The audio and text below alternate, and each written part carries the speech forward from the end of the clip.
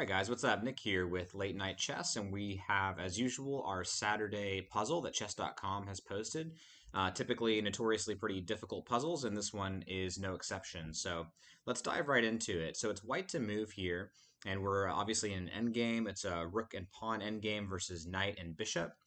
And White is obviously trying to promote this a pawn. He's one square away, and he wants to try and dislodge this knight, and also simultaneously make sure that this bishop can't find any moves to attack this pawn. The pawn is on a dark square, so is the bishop. So White has to watch out for threats like this. But White's strategy is pretty clear.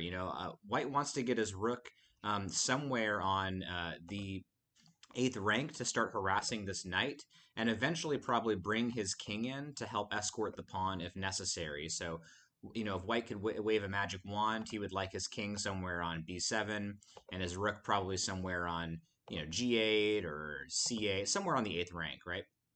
So the first move in this solution is rook g8. And let's take a look at why this move works. And it's simply just because all of Black's moves don't work. And so if you think about what Black can try and do to respond here, there's a couple reasonable ideas. One would be maybe getting the knight out of the corner to either c7 or b6. And another would be, somehow rerouting the bishop to start putting pressure on this pawn, maybe bishop f4, bishop e5, bishop c7. There's a lot of different moves that the bishop can move to try to start harassing this pawn. Another possibility would be trying to get the king to come in to maybe start also putting pressure on this pawn. So let's just look at why all of those moves don't work.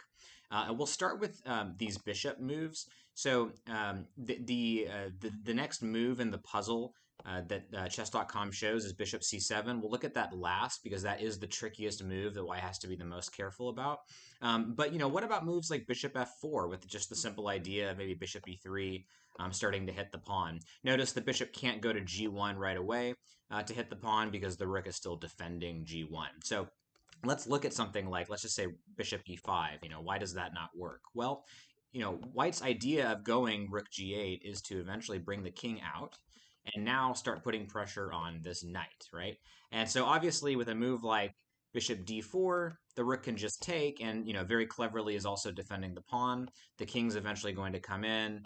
The rook's going to come out somewhere and the pawn will promote, right? That can't happen right away. And so what about a move like, knight b6, where, the knight is still guarding this promotion square. But in this case, after knight b6, White can play king c6, kind of hitting the knight here. And then after a move like bishop d4, defending the knight, then, White has a couple possible moves. You can play rook b8, just threatening to pick off the knight, and then you'll promote the pawn. Or even more forcing is something like rook g4 check. And then after the king moves out of the way, you could just take this bishop, king takes, and then you're going to easily promote here. Other possible moves that kind of have similar ideas, would be something like, let's say, bishop f4. And then you'd have the same idea, bring the king out. Again, you're threatening to take, you're threatening to take the knight here. Maybe a move like knight b6 might work, but again, you're going to run into the same situation where you're hitting the knight. So that doesn't quite work either. So those bishop moves don't work. What about knight moves right away, like either knight c7 or knight b6? Well, if you go knight c7 check, that seems, pretty reasonable. One, you're putting the king in check, and then also you're defending the knight so that when you do come, king d7, the knight doesn't have to move, and it's still doing a great job guarding a8. However, after the king comes to d7, a reasonable move would be, say, bringing the king in here, so king d5.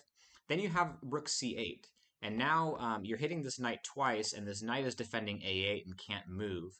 If Black could, he would like to move his knight out of the way, but that's just going to promote this pawn. So this knight is going to fall, and White will be able to promote the pawn. So knight c7 doesn't quite work, but what about knight b6? That also seems like a pretty reasonable move, still guarding the pawn. The knight's farther away from the king, so it's not going to be as easily harassed. But and also if the king can't come to d7 because the knight's guarding here. So, but even in this situation, White can play something like king f7, and Black is still going to be in trouble And the next reasonable move for black would be something like king d5. And now, just like when the knight was on c7, you had rook c8 as an idea. Interestingly enough, when the knight's on b6, you have rook b8 as an idea, saying, I don't really care if you take my rook, because if you do take my rook, I'm going to promote to a queen. And this is going to be obviously very killer for white. And so black doesn't really have any good moves here. This knight is being threatened, and if the king decides to come and guard the knight, then you have just the forcing move: rook takes b6, king takes b6, and you're going to promote to a queen.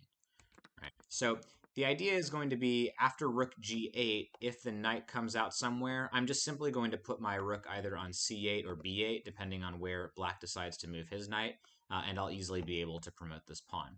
Similarly, we looked at other bishop moves like bishop f4, bishop e5. We didn't look at bishop d6, but it's the exact same idea. Now, the only question here is, what about bishop c7, which the puzzle actually shows? Well, at first glance, it seems like it has a similar idea as bishop d6, bishop e5, but there's some nuances and there's some traps that white can fall into that would lead this to a draw. So after king d7, it feels like white's really putting on the pressure here. White's threatening the black knight. He's threatening the black bishop. So what to do here? Well, after bishop b6, white has to be very careful. So bishop b6 obviously threatens to take the pawn. And almost immediately you would think, well, I'm just going to snap take this knight and everything's going to be okay. But black has a very powerful move here, which leads to a draw. If you want to try and find the move, feel free to pause the video and take a look. Okay, if you found the move king d5, well done. This actually will end up being a draw because after king d5, this bishop cannot be dislodged really from threatening this pawn, because the bishop is doing a great job of cutting off the one square that the king would like to come to, which is c7. White would obviously love to come to c6 and maybe eventually get into b7, move the rook away, and promote. But that's not going to be happening because of king d5. It's preventing the king from coming to c6. And with the bishop on b6, it's preventing the king from coming to c7. So these two squares are blocked off. And so if white has any hope of making progress, it would be king c8. But after king c8, black can just come in to c6. And now there's no way of making progress here. White has only two legal moves. Obviously, rook b8 is bad because bishop takes a7, and it'll be a rook and bishop endgame, and those are almost always drawn. And the other move is king b8, which really doesn't accomplish anything. Black can just play king c5. Now white only has one legal move, and you can just repeat the position, and it's a draw. So white has to be very careful here when black plays bishop b6, because it looks very tempting, just like in the other positions when the bishop was on c5 or d4 attacking this pawn. It did work to play rook takes a8. But with the bishop being on b6, it's doing a very good job of guarding the c7 square. And so now the nuance is I cannot take this knight. All right. So if that's not the right solution, then what is? Well, the next move may kind of look a little strange, but it's rook e8, and this is a very subtle and very powerful move.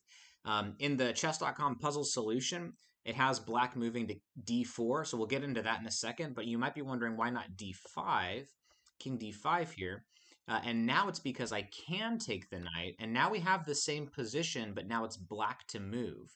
And with black to move, black's either going to have to give up this c6 square or this c7 square, depending on what black decides to do. So, for example, if the king comes to c5, well then in this case I have rook c8 essentially. I can put the king in check, and then when the king moves over, I can promote this pawn to a queen. So black cannot really get on an open file here where white can check. Obviously, if the bishop just moves back, still guarding c7, still guarding c6, well, now this pawn is not being attacked, so I can simply just kind of come out here, and I'll be able to promote this pawn to a queen. And then similarly, if the king just goes to another square, he'll give up the c6 square, and so now the king can come in, and he'll be able to eventually get into b7, and this pawn will promote.